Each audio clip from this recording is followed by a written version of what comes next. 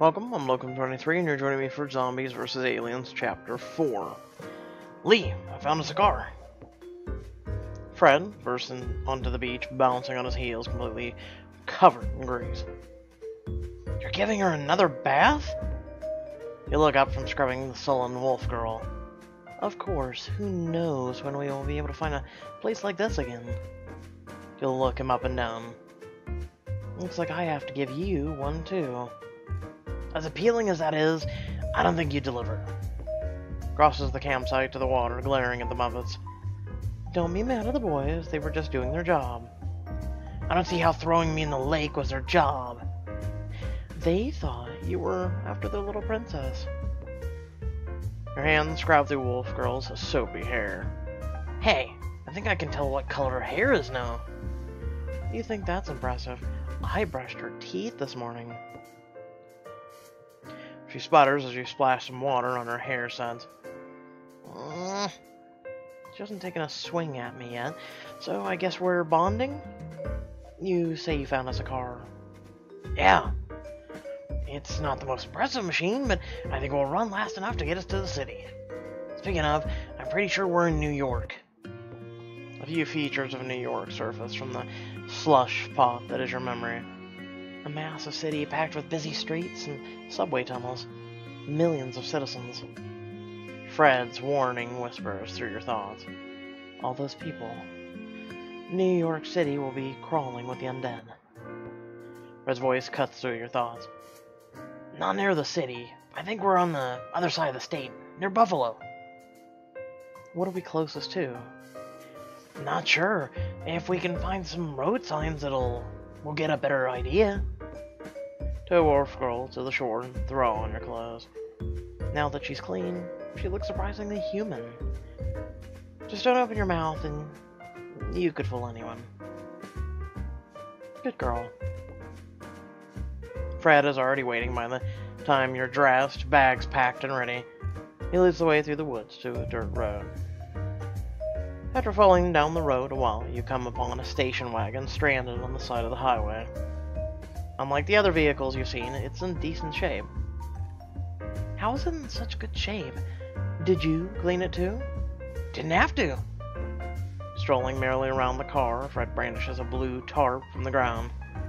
The previous owners thoughtfully protected this bad boy from the elements. They even put blocks under the tires. I took a look at the car, and when how ugly it is, praise Fred for the job well done. Wonder if it will even start. How many years has it been sitting here? Think it will start? I think so. Looks good under the hood, no corrosion. I saw a Bentley down the road, but that beast was prettier. You opened your door with a grand flourish. Your carriage awaits, my lady. The Muppets immediately clamber past you onto the seat. Wow, they really are like dogs. Watch as Wolf Girl approaches the car in a crouch. She cautiously prods a tire with her toe. Do you think she trusts me?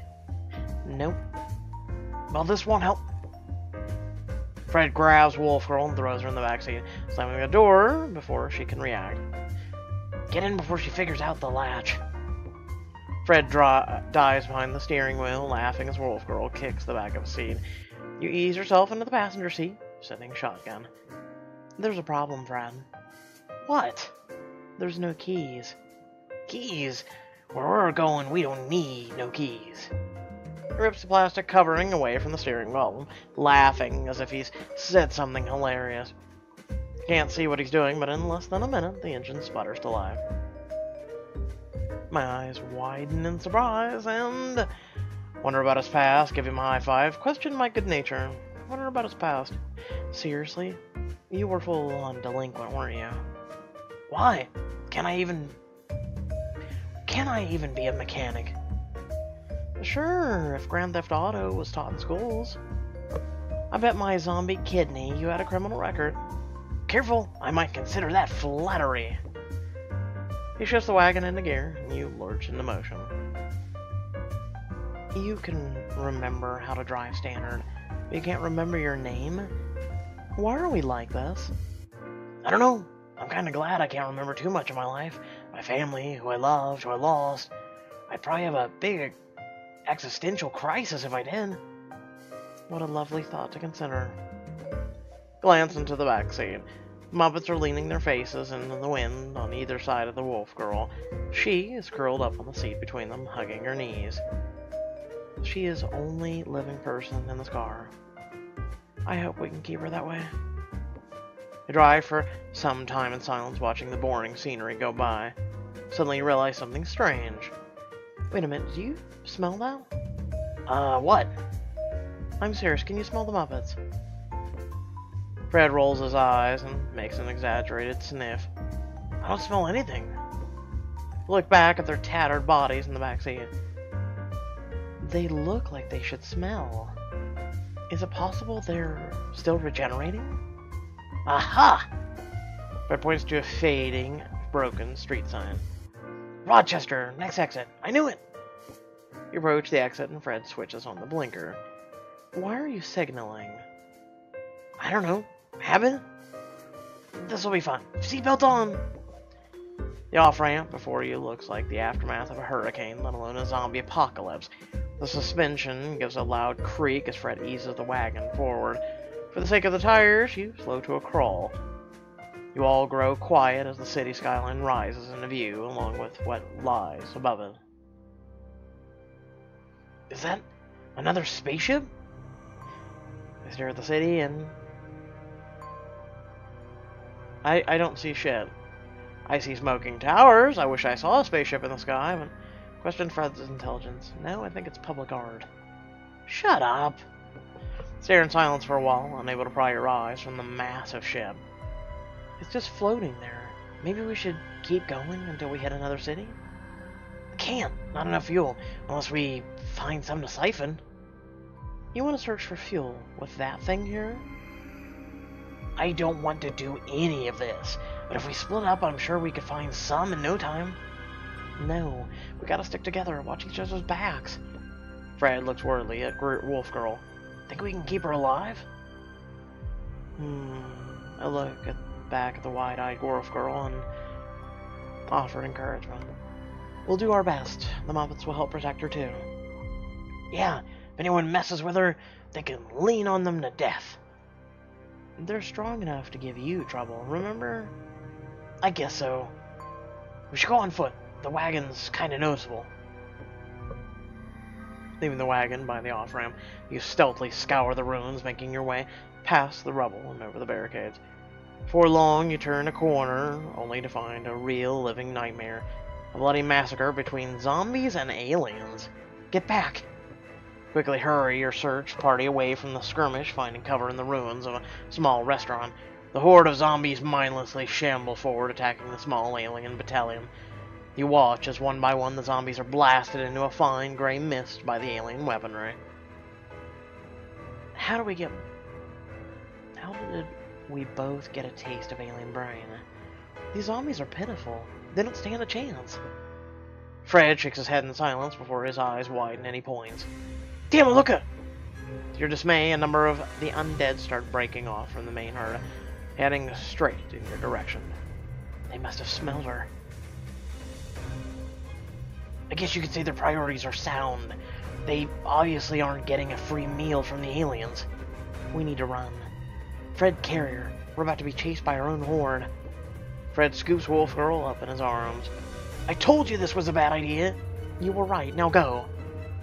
A swarm of rotting faces continue to turn in your direction as you burst out into the street. Where are we going? You sprint blindly through the streets, looking for somewhere, anywhere, that could be defensible. There! A chain-link fence topped with a barbed wire surrounds a small, windowless brick of a building. Do I break a hole through the fence? Jump over the fence. Without slowing, you vault yourself off a car hood and sailing through the air, clearing the barbed wire by just a few inches. You roll into the air and land perfectly on your feet. Huzzah! Fred isn't the only super zombie. Looking back, you see Fred standing there, mouth agape. What are you doing? Come on! I don't think I can do it! The zombie horde closing in, Fred pries Wolf Girl off and holds her above his head. Catch! Without second thought, he hurls Wolf Girl clear through the air. She shrieks, twisting and turning midair, missing the barbed wire by mere inches. With a tiny squeak, she lands in your arms. The zombies ignore Fred completely, shoving past as they slam straight into the fence. The metal creaks under their combined weight. Their milky, dead eyes are fixed on Wolf Girl, fingers pressing through the fence to reach her. You watch as Fred sails through the air, attempting to jump off the car just as you did. At the last second, his pants catch on the barbed wire, causing him to land in a jumbled heap. Are you hurt? Just my dignity. They look around, taking stock of the situation. The Muppets are gone. Yeah, I lost them a while back. I guess they couldn't keep up. They should be fine, as long as they steer clear of those aliens. You're right. Let's check this place out. With your group severely diminished, you approach the door with extreme caution. No handle. Well, here goes nothing. Raise your foot to kick the door in. Whoa there, Chun-Li. Did you try knocking? Are you serious? You really want to bust in whatever's in there, or do you want to see if it answers the door? Sure, why not? You knock on the door, staring mockingly at Fred. To your surprise, the massive door swings open to reveal a protruding gun barrel, now leveled at your face. Oh God! Don't shoot!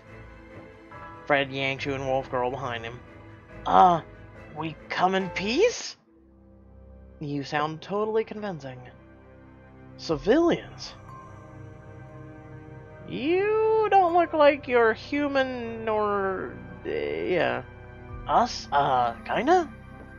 Shoved Fred aside with an irritating cringe. We have a little girl with us and a pack of zombies looking for lunch. Think you can let us in before they break down the fence? After a long pause, the gun barrel slowly drawn back inside. Get behind me. You ease yourselves behind the massive hulk of a person as he lifts his military-grade artillery cannon single-handedly. He steps out of the door, aims into the pack of the undead, and opens fire. With no attempt to save or defend themselves from the onslaught, he mows them down with ease. Firing until the clip is empty, the giant stranger leaves the zombie horde maimed and dismembered throughout the street. Wow, glad the Muppets didn't follow us or they'd be zombie mulch with the rest of them. Yeah, that was violent. Well, thank you for helping us. I'm Lee, he's Fred, and this is... Do I really want to introduce her as Wolf Girl? Lanny. Jeremy Daniels. Offers a giant hand to shake. You shake his hand, completely surprised by the shift to civility. Wait, how do you know your full name? Jeremy almost looks guilty as he lifts a set of dog tags from around his neck. How do you know? You're just like us, mate. Fred reaches up and claps Jeremy on the shoulder, but hastily removes his hand at the sore look on JD's face. So, how many aliens did you chow on before one of became one of the glorious altered undead? Fred, you don't just ask someone how many aliens they've eaten. Slipping your hand into Jeremy's massive paw. Hey. It'll be okay. Easy, big one. Everything will be fine. One day at a time. He stares down at you with vacant eyes as you lead him to a chair. You take the seat across from him. Fred goes off to explore. What do you remember, Jeremy? Last thing I remember, my unit was stationed here. We were tasked to defend and evacuate the city. Any memory of how all this happened? Don't you? No. Fred and I barely remember anything. We don't even know our real names. Jeremy falls silent for a moment, his dark eyes searching for answers. I can't remember the majority of my life, but I remember my last day here. There was a breach in the quarantine. Someone violated protocol and the infection got in the city. One person, that's all it took. It spread through the remaining population so fast we only had half the city emptied. People I talked to joked that the night before they swarmed us. That's how fast they turned. My unit got splintered, cornered, swept up by the warfare until there were just a few of us left. We radioed for a flyby to pick us up with the last of the survivors, but never came. Left us for dead. How come they do that? It was bad. Well, already lost most of the East Coast. The military was stretched too thin as it was. We took heavy losses in the battle in New York City. The morning we radioed in for help, they nuked Manhattan. The Army nuked Manhattan? We held out for a few days, tried the best we could, until one of my men just lost it, cracked under pressure. What'd he do? He opened the gate. I was in the back cleaning the guns, taking inventory of the remaining ammo, and they burst in the room, dozens of them. I only had my pistol loaded and ready, and I got 2 shots off before one bit in my hand. I remember thinking, well, shit. That's all she wrote. I knew I was going to turn. God, you were still alive? I planned to plug myself, but I had a score to settle. Found him cowering in the bunk room, the one who let them in. The only one of my men left alive. Piece of garbage shot me twice as I pulled him out. His voice trails off as the memory replays in his head. After a moment, he visibly shakes himself from the thaw. Next thing I knew, I woke up here. I'm guessing the 2 grape stains in your back are your handiwork? You both freeze at the abrupt comment, Jeremy bringing his hand to his mouth. They dissolved right in front of me. I thought I was crazy. But it was real, this place, our friends outside. I knew I wasn't human when they didn't come after me.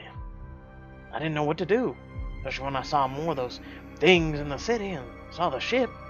I figured I should carry through with my first plan. You were gonna kill yourself? Jeremy stares at you with a haunted expression. And how did that work out for you? Jeremy's hand reaches shakily up to the back of his head. It didn't.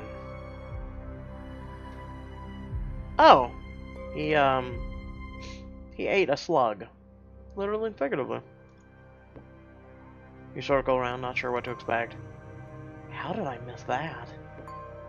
There, clear as day, a gory exit wound rests in the back of DJ's head. Wow. He literally tried to go kablam on himself. I don't blame him, but could you imagine being a zombie? Would you want to be a zombie? So think about this. We're going to spend 30 diamonds. We only get 3 back. So we take a 27 diamond hit for playing these. Oh well. Remember, if you're going to play these 2, go up here, scroll down, rewards, and every single day there's at least 1 diamond. So think of it this way. In a month, we'll get our 30 diamonds back. I know, right? A month! Isn't that fun? Complete and utter sarcasm there. Thank you, chapters. Thank you. Here's the thing. A friend in Discord, which you guys should come hang out in, pointed this out. So, with every book, there is the card system, right? However, Zombies vs. Aliens is the only one who doesn't have a card system. Just keep that in mind. Actually, let me check real quick. You see, yeah, Weight of the World even has one.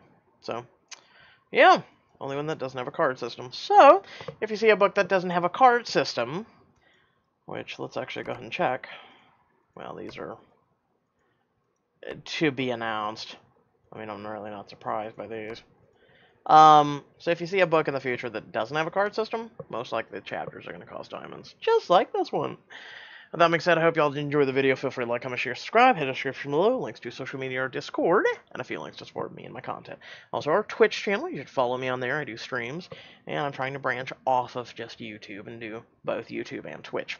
Until next time, stay well, stay awesome, and I'll catch you all in the next video. Peace.